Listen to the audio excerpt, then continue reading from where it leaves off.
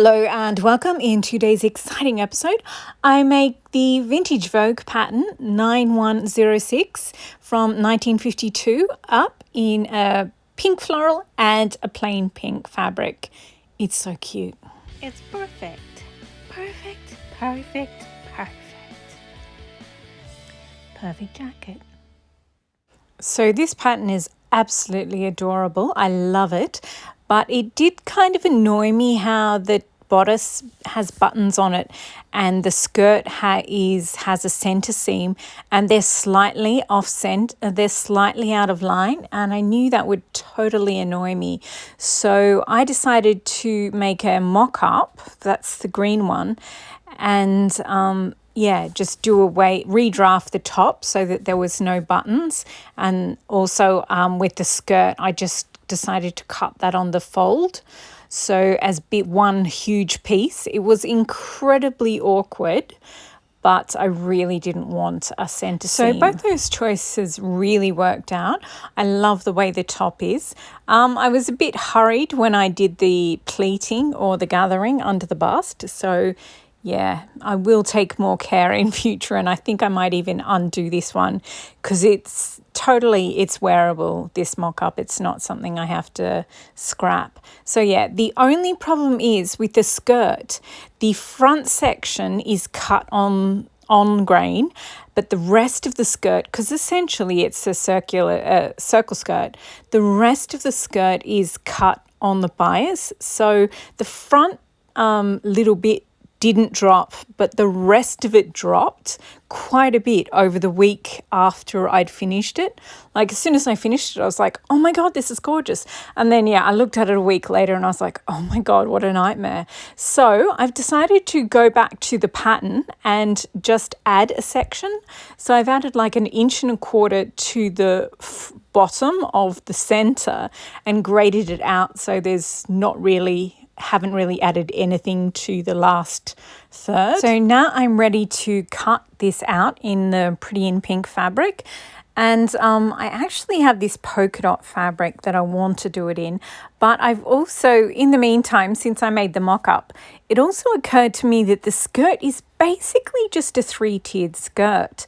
So I'm going to do one dress, this floral pattern dress, as a 3-tiered skirt. So the skirt's in 3 separate tiers. And I'm going to do the plain pink one as the pattern says, and just with that little bit added to the front.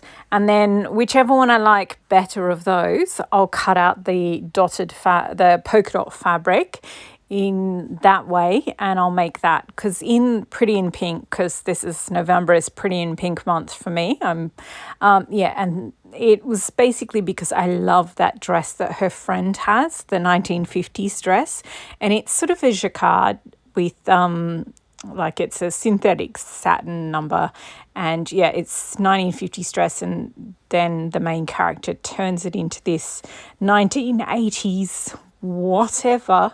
And I think I don't like that dress, but I love the 1950s one. The 1950s one is so pretty, and then she turns it into this one on the right. It's just objectively ugly. And but I just realized that the year before was when The Breakfast Club came out, which is made by the same people. And I think it was the dress in Pretty in Pink, that hideous one, is a callback to the outfit that the same actor wears in Breakfast, The Breakfast Club. So now that I know that, I sort of hate it a little less, but I still don't like it. Anyway, it is time to make these 2 dresses, start making them. So I think I'll do the bodices first, and I'll set aside the skirts. So I'm doing a lining for both of them. Unwisely, I used the exact same fabric for the lining as I did for the outer dress. So that will be confusing, but looking at the final dresses, they're adorable. It's just it might be a little bit confusing as you're watching it. So that's why there's 2 of everything. So on the back, with the pink one, I didn't have enough to cut the front, the bodice pieces on the fold. So I had to do center seams for them. And then I did the darts there's 2 little darts at the top of the back and 2 larger darts at the bottom of the back bodice. So I did them, and then in the front there's a slash and under the bust, and you have to, well, they say to gather it, but I think pleats look better, but you do you. I'm doing pleats. So in the side section there isn't much difference, there's no gathers there, you just have to pin them. And then the other half, there's a big difference between the 2 bits, so you either have to gather it a lot or you have to put in a couple of pleats. So I just pinned down the flat bit, and then I decided that I'm going to do 2 big box pleats. So I divided the fabric in the pleat section into half, and then I made up 1 pleat each out of those 2 parts, and then I boxed them into box pleats. You sort of fold it into itself. And so, and I pinned them down. And then I went along and I did that to everything. So I had to do it 4 times, once for the lining, once for the outer in the plain pink, once for the lining of the floral, and once for the outer of the floral. And then I had to, once I machine sewed them, then I pressed my seams upwards. I think it's better to press this particular seam upwards, because it means any bulk that there is, it just becomes part of the bust, and you have a nice clean slim line for your upper waist and waist. So I did that, and then the next step is to pin the back and the front together. So pin the back and the front of the lining, the back, the front of the outer, and the same for the other dress. And you do that along the shoulders and then under the arms and down the sides. And obviously you have to leave the gap for where the side closure is going to be. On the left side for the outer bodice, and on the right side on the lining, because obviously the lining is the opposite. And then you put the cuffs on the outer bodice. You just pin them into place and then machine sew them. It's so much easier to do it now before you attach the outer bodice to the lining. So that's why I did it now. You're not doing the whole of the cuff, you're just sewing the first line, machine sewing the first line. And once that's done, the next step is to pin the inner bodice, the lining, to the outer bodice. And you have to, basically you're just pinning the 2 necklines together, and you have to be really, really careful and take your time with this, because the neckline is if you get that wrong, then literally everyone can see it, because it's the bit of the dress that most people look at. So very carefully pinned, very carefully sewed that, and then pressed it, and then you cut off about half the seam allowance, and then you clip the curves so that when you turn it out, it will sit nicely. Then you turn it out and you press it again. And I'm not sure why I needed to show you both dresses, but there you go. So once they're clipped, I was trying to show you how I clip the curves, but it wasn't, I feel like you couldn't really see it on either dress. And then I turned it out, and it's, and then I just sort of pinned all the sections together, where it's really important that the seams, because you've got the outer layer, then 2 sets of seams, then the inner layer, and it's really important that all your seams sit correctly. So I just pinned them, and then I personally hand sew them so it's invisible, but they're all sitting correctly, because you never know. I mean, someone might just grab it and throw it into a washing machine, or you might take it to if you're out of town, you might take it to a dry cleaner that you haven't been to, and they might just press it wrongly or something. So yeah, I think it's important to do that step. And then the next step is you have to machine sew all the cuffs and the sleeves together, like the lining together. And then you have to finish the cuff by hand. So yeah, I machine sew them, and then I pinned it where I was going to sew by hand, and did the same with the floral one, obviously. And I really, really love that I used the exact same fabric on the lining. But yeah, even though it was a little bit confusing for the video. So the next step, so once you've done all that hand sewing, the next step is to do the 2 skirts. So with the floral one, as you can see, I used the actual pattern to draft the top tier. It's like the top of a pencil skirt. It's just your standard, bog standard top of a skirt. And then the second tier and the third tier, they are the same length and the same width as the tiers of that skirt there, but they're just 3 separate tiers rather than this, because if you see the dress, see the pattern part, it is just this ridiculously fragile circle of half circle of fabric that's got these massive slashes in it, and it's just so hard to cut out, so hard to, yeah, it's just impossible, especially because my workbench is actually quite thin, and yeah, there's just so much. So those slashes are so deep, and yeah, it's really, really awkward to cut out. And yeah, I think if I've finished the 2 dresses now that I'm doing the editing and narrating, and I mean, I absolutely love this pattern. I love this skirt. The pale pink one the plain pink one looks adorable, but it's just so much fuss to cut out. It takes a lot of time to lay out the pattern and cut it, and then make sure you hold the cut piece correctly so it doesn't get caught on anything. It was just so much trouble. And of course, this plain pink one is cut mostly on the bias, with that front section just cut on the grain, whereas the floral one cut in strips. Because they're cut in strips on the grain, then the fabric's not going to fall. So I mean, that top tier is basically a really tiny circle skirt, so that does have the potential to drop. So yeah, I just wanted to do one of each, so that yeah, over the next week I'm just going to look at them and see how they drop and how the bias impacts them. Anyway, so it's time to turn these slashes into an actual skirt, and you have to do that by pinning the 2 layers together. Now, when you did this in the bodice, there were notches that you had to match up, so it was actually quite easy, whereas with this one they're like, yeah, same, but you know, bigger.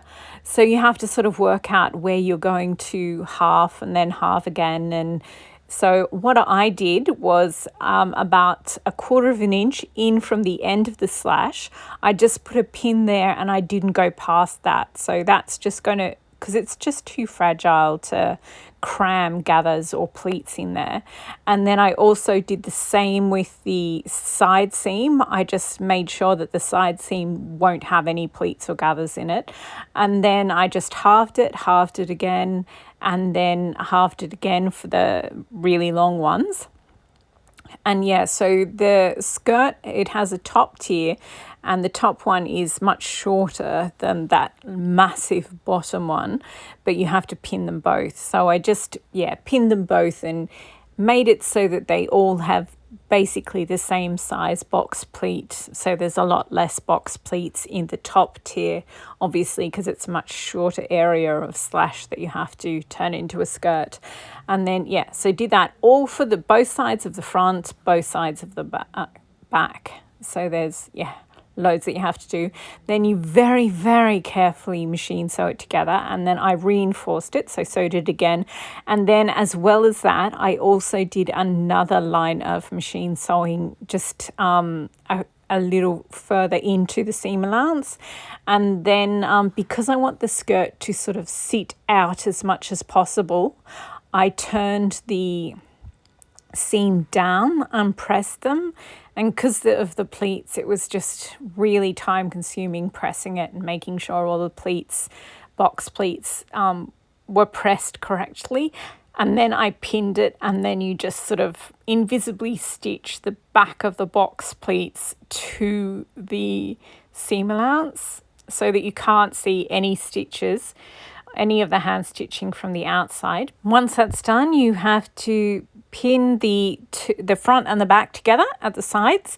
And again, I just use those bright pins to remind me where the closure is, so I can't sew that bit up. I just have to sew the rest.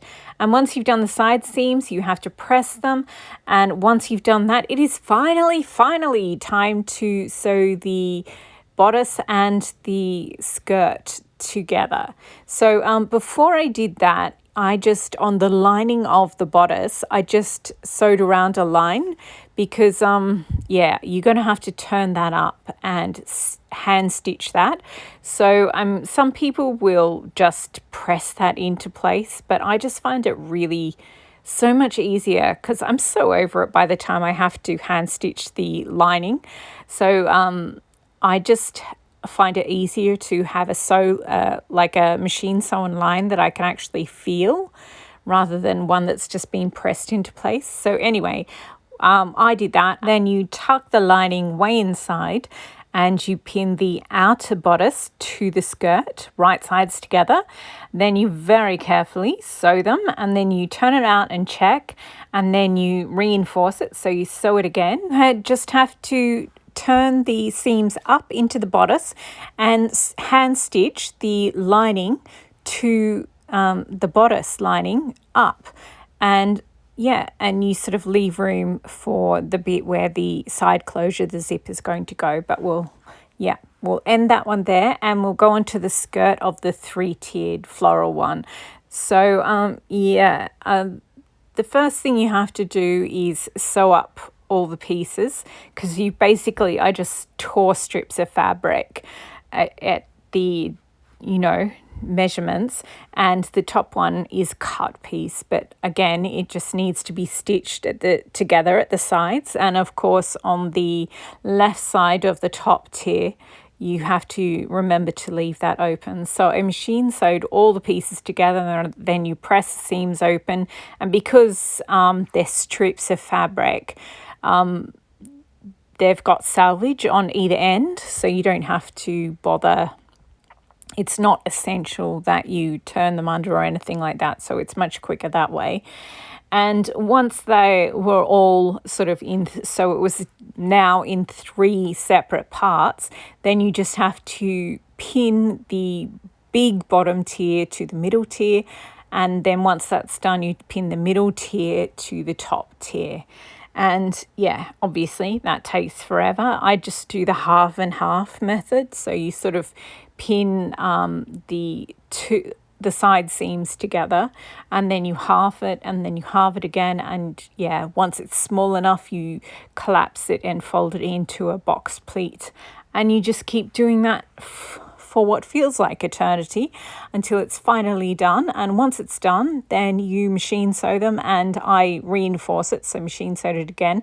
And then you press them so that, as I said, I want the skirt to look bulky and full. So I press my seams down, which makes your skirt stick out more. You press it up if you want it more streamlined, less full. So yeah.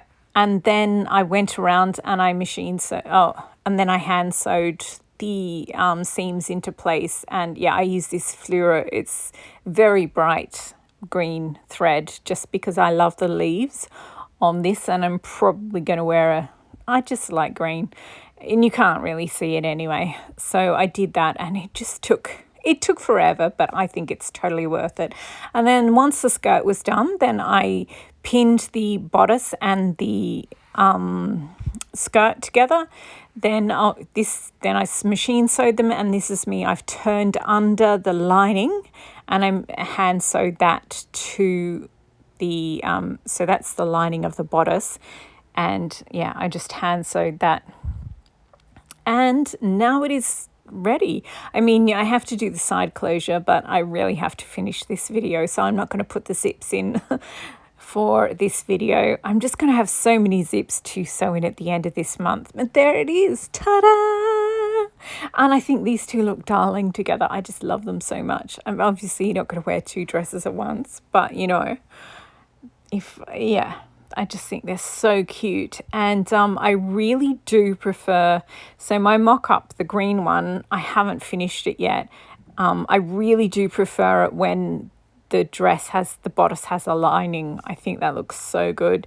With this one, because I matched up the side seams, it meant that the bottom tier has a seam in the front, and I think in future I'll make sure that it doesn't have that, because yeah, I can see it. I don't really care whether other people can see it. It annoys me because I can see it. So now I'm trying to work out which one I like more. And from the side, I don't know. I like both of them for different reasons. I think the pale pink one, it's such an unusual pattern. The way the slashes are so deep and it has that unslashed panel in the middle, that it is so distinctively early 1950s. I think you could date it just because of how unusual that skirt pattern is. Whereas the three-tiered skirt of the right dress, the floral print, I think you might not know that it's a 1950s dress because you get a bohemian skirt in, you know, since the 70s. It's always been popular, like all the time. So yeah, I think if you're trying to make a very distinctive 1952 dress, then I would follow the pattern, even though it's an absolute headache to work with. But yeah, I like both of them. I think I like the three-tiered one because it's easier to add a fourth tier. So yeah, because I mean it's an early 1950s dress, so of course it's got that, you know, that hangover from the 1940s where they didn't have enough fabric. So yeah, it's still quite short. But yeah, and this is me playing dress-ups and trying on different jackets with it. So this is one of my early jackets, and when I first started making jackets, I was really worried about protecting the beaded trim because it just takes so long to make. And yeah, in the past decade, like I started making them 13 years ago. So nowadays I know exactly how to wear a jacket, and I know how I have to carry myself and how I need to wear it and to avoid damaging my sequins, so I don't do that tulle over the top anymore. But anyway, I like that one, and I do like the other one. And this is me just trying on a different one, playing musical. I really like so this is the one that I just recently made. I think this looks better. This outfit looks better from far away. Up close, it's sort of, I don't know, it just looks like I took all the old stuff out of my wardrobe and put them together. Whereas this one looks fantastic up close, whereas not so great from far away. When you're up close, you can see that the pink woven into the tweed is the exact same pink of the dress. And you can understand why they're paired together. And I quite like that beading. It's micro beads as well as buttons. And ta-da!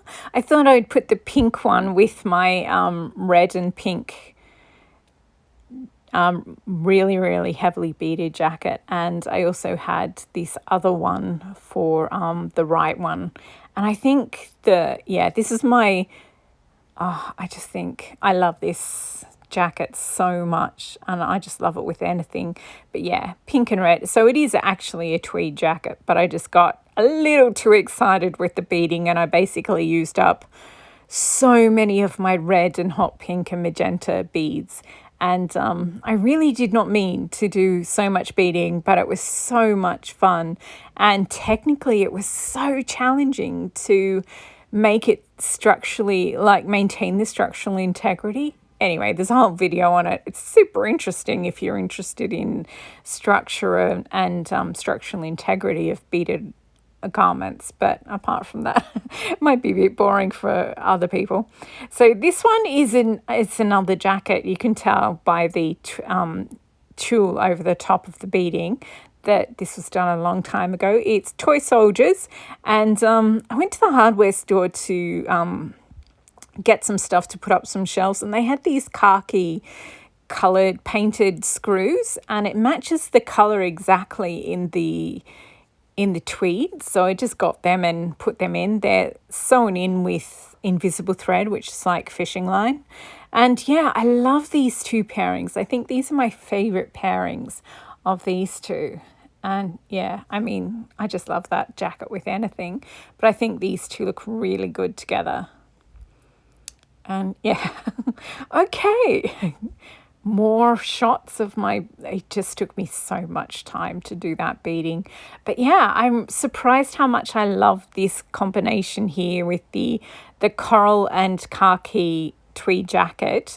The red, that red tie is from a Christmas dress that, you'll see that episode in, probably in a week or so. But yeah, so these are my two pink dresses, and I honestly cannot decide which method I like better. For the polka dot dress, I think I will do the 3 different tiers, just because I'm going to use a different thinner fabric for the lining of the polka dot one, and then I think I might be able to squeeze out a 4th tier if I don't use up some of the actual fabric on the lining. Then yeah, lining of the bodice, I think I'll have enough to do a 4th tier or half, like just a thin one. But yeah, so I think that's what I'll do with that. And yeah, so there we go. Those are my 2 latest dresses. I still have to put the side closures in, and I will. Unfortunately, I have to sort of edit this and put it out now. Keep track of the hemline. At the moment, the plain pink one, the center is much lower, so I'm hoping the sides drop as much as they did with the green one. And yeah, I don't know how this one will drop, because as I said, that top tier is cut on the bias. So yeah, I took this footage because in the next one, I'm thinking of doing a rounded collar, because that dress that I like from Pretty in Pink, the 1950s dress, has a rounded collar. This one, yeah, I don't really like a sweetheart neck, but I like the way it looks in this particular dress, so I kept it. And also, I'm not sure the box pleats I'm not sure they look the way as good as they could. They sort of look like accidental creases or something, sort of, at least on the mannequins. And I think in someone with a fuller bust, they would look good. But if you've got a smaller bust, I think maybe knife pleats might be better. I don't know. So I think I'll try them at least in the next one. But yeah, I definitely think the fully lined one was a really, really good idea. And it helps carry, because the lining is sewn in as well, it helps carry the weight of the skirt. So I think that is really good. And I'm going to keep that for the next one. Whichever skirts I do going forward, they'll always be fully lined. I'm not going to make the pink polka dot one right now, because I really have to get on with the Christmas things. But my next episode, I think I'm going to do this pink tweed, because I just really, really want to wear this jacket. So this is going to be a classic cardigan look, vintage Chanel style jacket. From a discontinued McCall's pattern that I got 13 years ago. And they discontinued it because there's a mistake in it. So I've got like dozens and dozens of other jacket patterns that I bought at a sale. So I'll go through them and try and find something similar. And yeah, because you can go on eBay and try and find the McCall's one, but it's, yeah, got quite the glitch in it that you have to fix. So yeah, I wouldn't recommend that. But anyway, and then next we will be into December, and I have just bought so many Christmas fabrics, so I have to start using them. But there's still another 1950s dress I want to do, and I have this pink gingerbread fabric, so I will make a dress out of that, and then yeah, get into all the other Christmas fabrics that I have. I've literally, last year I bought one Christmas fabric, and that was the first Christmas fabric I ever bought, because it's not really, Christmas isn't really something I celebrate. And then this year there's just like, I bought like half a dozen different holly prints because they're just so cute. And yeah, so I only have 1 month to try and use up all those fabrics. So yeah, that's going to be fun. But anyway, thank you for watching, and I hope you enjoyed following along as I made these two adorable pink dresses. I am so thoroughly pleased with the way that they turned out. And yeah, I'm dreading the number of zips I'm going to have to put in at the end of this month. Thanks again for watching. Bye.